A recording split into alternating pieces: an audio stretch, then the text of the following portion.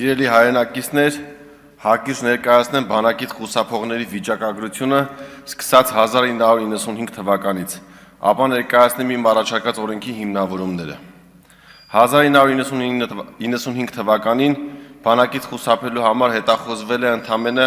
1511 քաղաքացի։ Սպայապետ Վազգեն Սարգսյանի մահվանից 1999 թվականից հետո բանակից խուսափողների թիվը շեշտակի աճեց։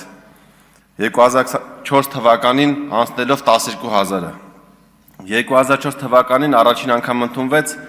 սահմանված կարգի խախտման պարտադիր զինվորական ծառայություն չանցած քաղաքացիների մասին օրենքը։ Այդ օրենքով սահմանվում էր, որ բանակից խուսափած 27 տարի լրացած անձինք կարող էին վճարել ամեն բացակայած զորակոչի համար 100,000 դրամ եւ ազատվել պատասխանատվությունից, ոչ մի օր չծառայելով բանակում։ Այս օրենքը ընդունվել էր 1 տարի ժամկետով, սակայն սկսած 2005 թվականից ամեն տարի այն երկարաձգվել է մինչև 2019 թվականը։ 15 տարիների ընթացքում օրենքից օգտվել է 10656 քաղաքացի։ Ես այդ մոտեցումը անընդունելի էի համարում եւ 2019 թվականին առաջարկում էի բանակից խուսափածներին ազատել պատասխանատվությունից միայն այն դեպքում, երբ նրանք ծառայեն 1 ամիս ժամկետով եւ միաժամանակ պետական բյուջե վճարեն 10 միլիոն դրամ։ Իմ նախագիծը չընդունվեց եւ որակվեց փողի դիմաց ծառայությունից ազատելու խայտառակ օրենք։ Մոռացվեց, որ դրանից առաջ 15 տարի 100 անգամ ավելի ցածր գումարով էին բանակից խուսափածները ազատվում պատասխանատվությունից, ընդ որում ոչ մի օր չծառայելով։ Նույն ազգային ժողովը իմ առաջարկած օրենքը մերժելով 2 տարի անց 2021 թվականին յուրօրինակ համաներման մասին օրենք ընդունեց։ Բանակից խուսափած անձանց ազատելով պատասխանատվությունից առանց որևէ օր ծառայելու եւ առանց որևէ լումա պետական բյուջե վճարելու։ 2021 թվականին բանակից խուսափելու համար հետախոզվում էին 11106 անձ, որից 1360-ը օգտվեցին համաներումից, ազատվեցին քրեական պատասխանատվությունից ոչ մի բանի դիմաց, վճարելով 0 դրամ, ծառայելով 0 օր։ Համաներման մասին օրենքի ընդունումից հետո շարունակեցինք ունենալ հետախոզվողներ, ում 27 տարին լրացել էր համաներումից հետո։ Փաստացի նրանք չէին կարող ոչ համաներումից օգտվել, ոչ էլ գար ծառայել, քանի որ մեր երկրում զինվորական ծառայության տարիքը 18-ից 27 տարեկանն էր։ 27 տարին լրացած քաղաքացիները չունեին որևէ տարբերակ, քան 2-ից 5 տարի ժամկետով դատապարտվելը։ Մեծ ցանկության դեպքում անգամ չէին կարող ծառայել, որպեսզի չդատապարտվեն։ Ստեղծված իրավիճակից որպես երկ ես առաջարկեցի բանակից խուսափածներին տանք դատապարտվելուն այլընտրանք,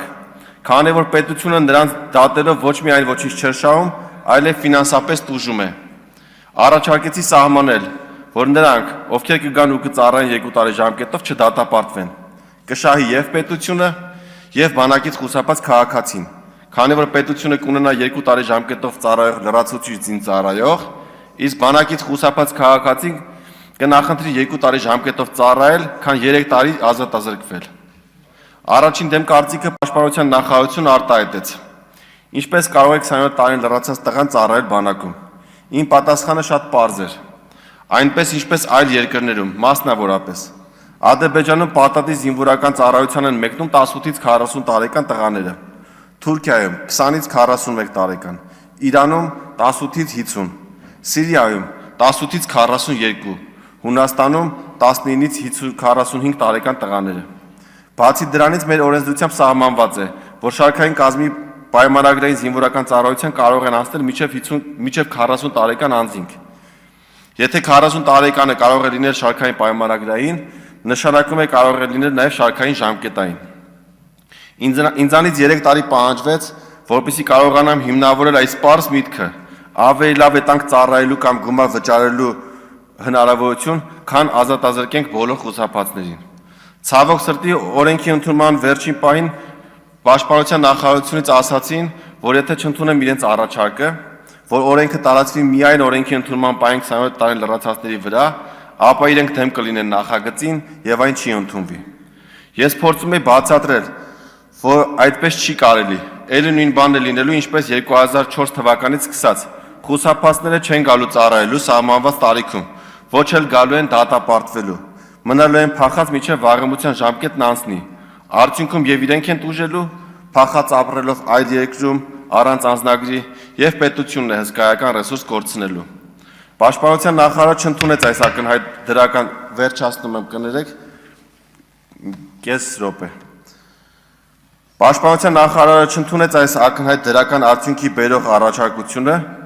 այն ժամանակ ես համաձայնեցի իրենց առաջարկին, որպեսզի օրենքը թեկուզ այդպես ընդունվի, այդ պահին 27 տարին լրացած տղաները կարողանան օգտվել օրենքից եւ վերադառնան Հայաստան։ Ես համաձայնեցի պայմանով, եթե առաջիկա 2 տարիներին չկարողանանք բանակից խուսափածներին բերել ծառայության եւ 2 տարի հետո ունենանք 1000-ից ավել 27 տարին լրացած խուսափածներ, ես նորից օրենքում փոփոխություն կատարելու նախագծով հանդես կգամ։ 2024 թվականի հունվարից անցել է ուղիղ 2 տարի։